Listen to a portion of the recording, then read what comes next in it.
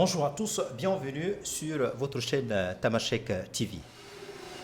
ACAPES, c'est une association culturelle d'autopromotion éducative et sociale, a vu le jour, évidemment, dans un contexte de crise scolaire et universitaire dont l'origine remonte mai 68, où on a vu le renvoi massif des élèves et étudiants. C'est la raison pour laquelle le père Pinault, il a décidé d'ouvrir un centre pour permettre ainsi justement à ces élèves étudiants d'avoir un rattrapage scolaire et universitaire. Alors pour en parler, nous recevons M. Papa Baba Ndiaye. Il est l'animateur culturel de la gestion, de la gestion culturelle et il est le coordinateur de ACAPES. Donc avec ce grand monsieur, nous allons discuter la formation qu'ils accordent à des milliers élèves et étudiants dans leur association et aussi les 25 000 bacheliers qui les accompagnent. Donc nous allons parler par rapport à tous ces sujets-là avec ce grand monsieur encore une fois. Bonjour monsieur. Bonjour. Merci d'être venu sur le plateau de Tamashek TV. Merci de m'avoir invité. Et puis bon, c'est un plaisir de partager nos idées avec vous. Alors, comme je disais tout de suite là, monsieur Ndiaye, à quel moment cette association culturelle d'autopromotion éducative et sociale a vu le jour? Bon, l'ACAPES, c'est une association, donc comme vous l'avez bien dit, culturelle, d'autopromotion éducative et sociale. Donc c'est une organisation qui est née des événements de mai 68. Des événements de mai 68. Mais c'est en 1972 que véritablement ça a été installé par des nationaux sénégalais, Comme vous l'avez dit tout à l'heure, mai 68, tout le monde sait que c'était une crise scolaire assez large qui a véritablement embrasé toute la société, les syndicats, etc. C'était une grève véritablement qui a pris le monde, en main. Donc, c'est de cette grève-là, le président Senghor, qui était là, en 68, a renvoyé les élèves grévistes de l'école. Et le père Pinault, comme vous l'avez dit, à la reprise de 69, a repris les élèves qui étaient renvoyés de l'école pour les réinsérer véritablement dans le système scolaire. Mais ils étaient encadrés aussi par les professeurs révolutionnaires, les professeurs de gauche. On peut en citer Maguette Thiam, on peut citer Ibader Thiam, Foy Ibader Thiam. Qui ont bénéficié du système. Non, c'est eux qui sont venus véritablement appuyer véritablement l'initiative du père Pinault. D'accord. De reprendre les élèves et de les réinsérer dans la formation. Et ces élèves-là, les étudiants qui ont été renvoyés au moment de la survenance de cette crise de mai 68-là, il me semble que ces élèves-là, ils ont pris le relais après le décès du père Pinault. Pas le décès du père Pinault, parce que le père Pinault a été véritablement renvoyé du Sénégal. D'accord. Il a été expulsé par le président Senghor, qui comprenait, en fait, dans le dispositif installé par le père Pinault, qu'il récupérait des jeunes révolutionnaires pour les réinsérer dans le système. Okay. Bon, vous savez que les pères dominicains, ce sont des pères qui souvent intègrent les mouvements politiques. Alors, quels sont ceux qui ont continué l'œuvre de père Pinault? Bon, ceux qui ont continué l'œuvre du père Pinault, en 72, donc, le père Pinault a été expulsé du Sénégal parce qu'il faisait des résultats extraordinaires au bac. Parce que les résultats au bac vers les années 68, c'était 40-45%, 50%. Mais le père Pinault, avec les élèves qu'il avait récupérés pour les encadrer dans l'église, véritablement aller vers les 90 à 95%, parfois même 100%. Okay. Alors, on voit l'ACAPES. Il y a 19 ACAPES. Donc, qui réussit, cette association culturelle, qui réussit à enrôler quasiment 10 000 jeunes.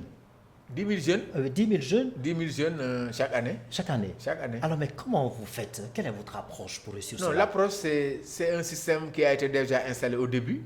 Parce que c'est un système de solidarité et d'entraide. Parce que l'entraide, c'est quoi? C'est un professeur qui va donner des cours gratuitement à des élèves en situation difficile. Okay. Puisque les cours sont gratuits, c'est ça l'entraide. Et quelle était la précarité de ces étudiants et élèves? Non, la précarité, dans c'est une quoi? Situation particulièrement précaire, comme vous le dites là. Particulièrement précaire parce qu'ils n'avaient pas d'abord de lieu d'enseignement. Il n'y avait pas d'école. Donc l'église était ouverte. Et même les autres églises de Dakar avaient pris solidarité quoi, avec le Père Pinot. Et moi-même, j'ai fait mes cours dans l'église, moi-même. Donc vous avez bénéficié du système? Moi, j'ai bénéficié du système. Je suis un produit du système. Et donc, de ce point de vue-là, on a pu véritablement, dans le cadre de l'entraide scolaire, demander à des professeurs, parce que nous, il nous arrivait d'aller au lycée, d'attendre la récréation à 10 heures, d'entrer dans la salle des profs et de demander directement au professeur est-ce que vous pouvez me donner un cours de maths, 1 heure de français, 2 heures de géographie. Donc ces jeunes étaient issus dans... Ces jeunes-là regroupaient ce qu'on avait comme don de cours pour monter notre emploi du temps. C'est comme ça qu'on montait notre emploi du temps. Puisqu'on se dispersait dans les lycées de Dakar, quoi.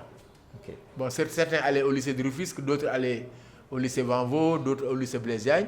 Moi, j'allais souvent au lycée Blaise Diagne pour commander des cours. Donc l'État d'alors n'avait pas pris sa responsabilité pour accompagner justement ces jeunes-là? Bon, l'État ne s'occupait même pas de nous en ce moment-là. Hein. On était assez autonomes, quoi. Hein, puisque, bon, avec l'appui du père, on avait les classes disponibles. Avec les professeurs qui venaient nous donner des cours gratuitement, on avait l'enseignement. Ce qui restait, c'est la volonté. C'est la volonté qui restait. Et M. Ndiaye, dans la foulée, il y a 25 000 bacheliers que vous accompagnez. Oui, parce que depuis 72 quand même, depuis 72, Oui. c'est plusieurs bacheliers qu'on a pu permettre. Et de cette date jusqu'à aujourd'hui? Jusqu'à maintenant, ça continue. Ok. Ça continue. Bon, parce que vers les années... Bon, parce qu'au début, c'était en 72, on était véritablement hébergé par l'Église.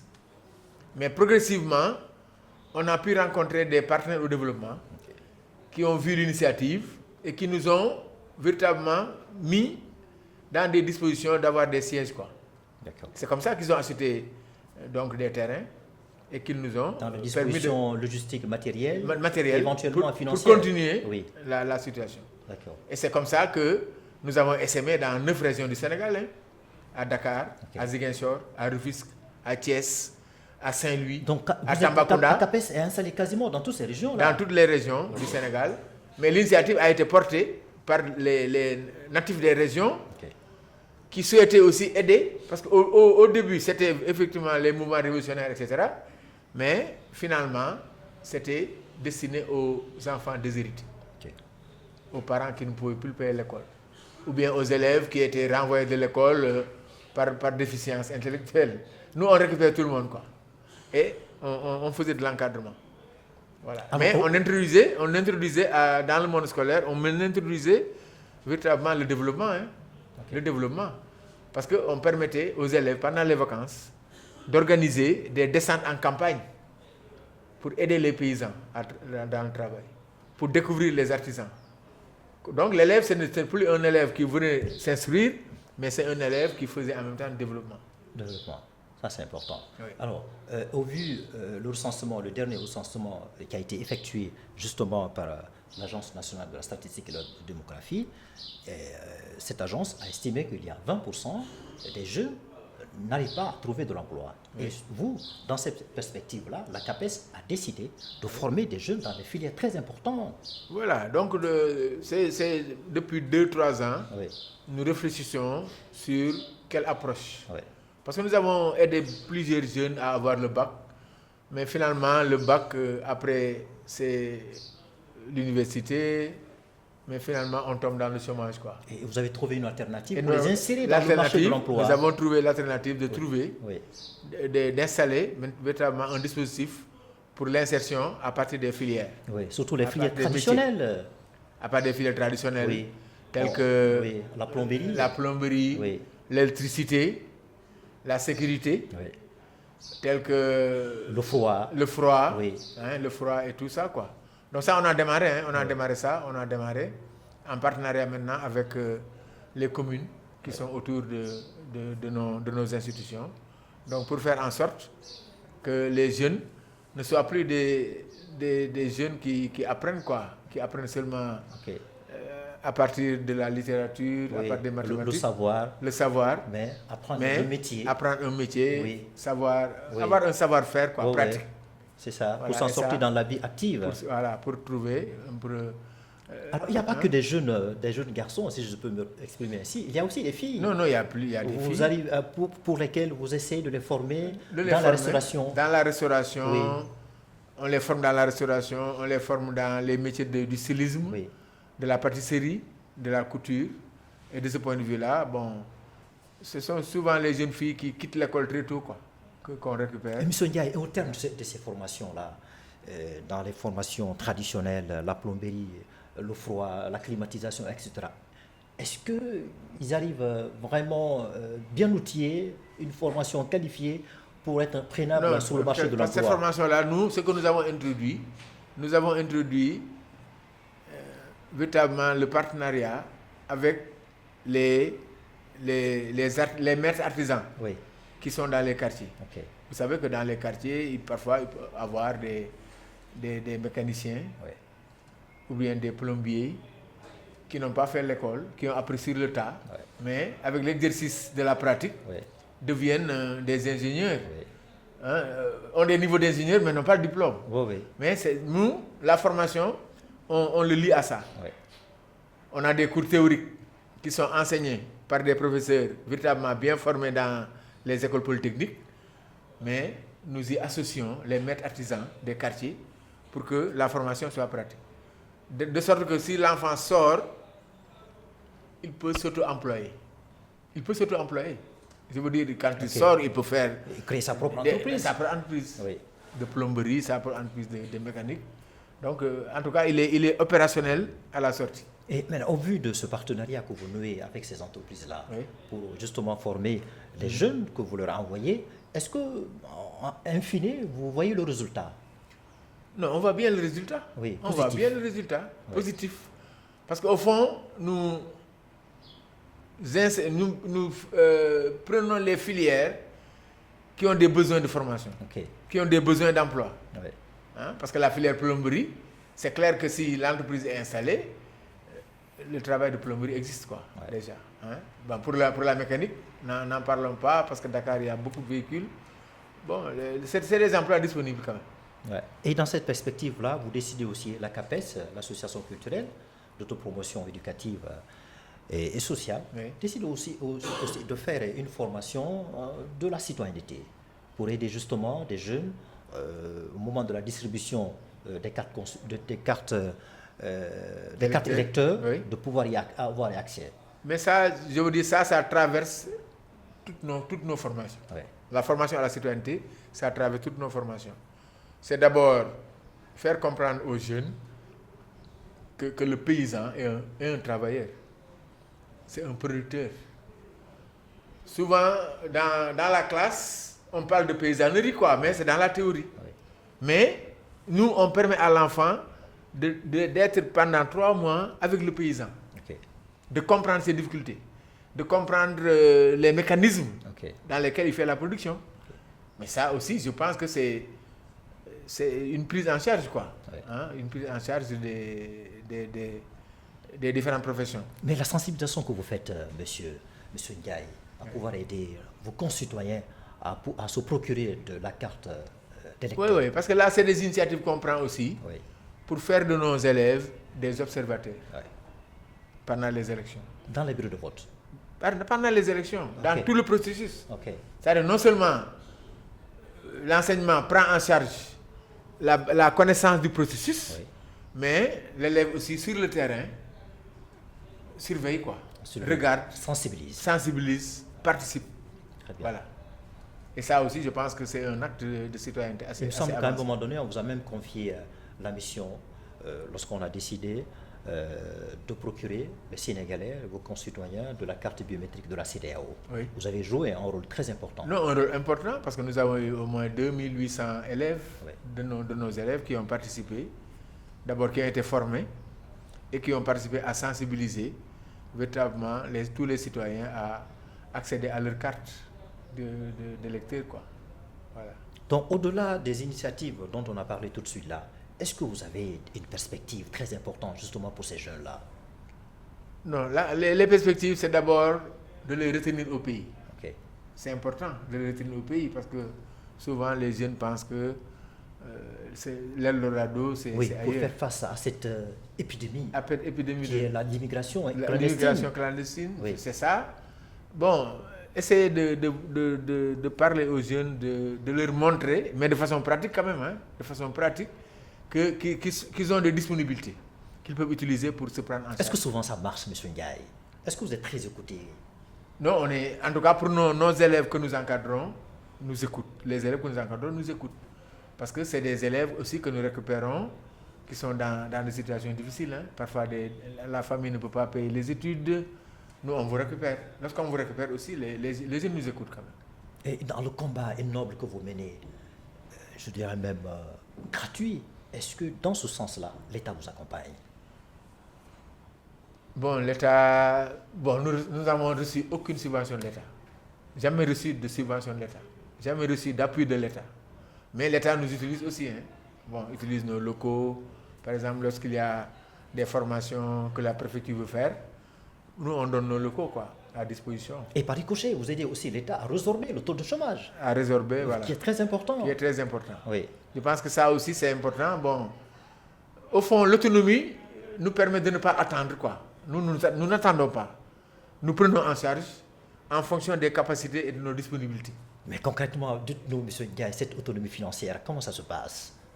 Bon, est-ce que ce n'est même pas une autonomie financière, c'est une autonomie de ressources, Mais parce que la première ressource, c'est toutes ces activités-là, comment vous arrivez à les financer? Non, pas les... Bon, attention, parce que actuellement, les parents et les jeunes participent, mais pas à un niveau comme dans les grandes écoles privées, Pas des cotisations. C'est pas des cotisations, c'est des participations. D'accord. Maintenant, si nous découvrons que les parents et les jeunes n'ont pas les capacités de payer, nous, on les prend en charge directement. Et donc, on fait une péréquation, Ceux qui cotisent mutualisent avec ceux qui ne cotisent pas. Voilà. Et en dehors de l'État, est-ce qu'il y a peut-être les ONG qui vous accompagnent? Bon, il y a des ONG qui nous accompagnent, qui nous ont permis même d'avoir les sièges là, qui nous ont permis de faire les constructions. Mais depuis une dizaine d'années, nous n'avons plus d'appui, Bon, nous sommes autonomes, nous sommes déjà autonomes, Autonomes, parce que nous avons... bon, le foncier, c'est pour nous. Les bâtiments sont disponibles. Et nous, bon, on fait en sorte de pouvoir fonctionner avec les ressources qu'on a. Voilà. Mais où se trouve le siège? Le siège, c'est au Parcelles Assainies, à l'unité 20. À l'unité 20, au Parcelles Assainies. Donc, c'est à partir de ce siège-là, ici à Dakar, vous arrivez à gérer tout le réseau ACAPES qui se trouve dans les régions. À gérer tout le réseau. Mais ACAPES aussi est une association qui tient une assemblée générale tous les 4 ans, qui tient un conseil d'administration tous les 3 mois. Le conseil d'administration est composé de l'ensemble des délégués des régions. Et nous avons un bureau exécutif qui suit la philosophie et qui suit le process. Alors, M. Ndiaye, peut-être on va terminer par ça. Est-ce que vous êtes fier? Vous avez eu une chance exceptionnelle de bénéficier du système au moment de l'expulsion des élèves et étudiants en mai 68. Et aujourd'hui, vous avez décidé de restituer ça, ce que vous avez bénéficié auparavant, aux jeunes élèves et étudiants d'aujourd'hui. Est-ce que vous êtes fier de pouvoir mener on est fiers aussi, on est fiers parce qu'on est en train de préparer la relève pour que l'initiative puisse être poursuivie. Parce que malgré que la situation du pays s'éclaircit du point de vue démocratique, du point des ressources, il y a un bon partage des ressources, mais la pauvreté est encore là. Il y a toujours des jeunes qui ont besoin d'être encadrés, d'être appuyés.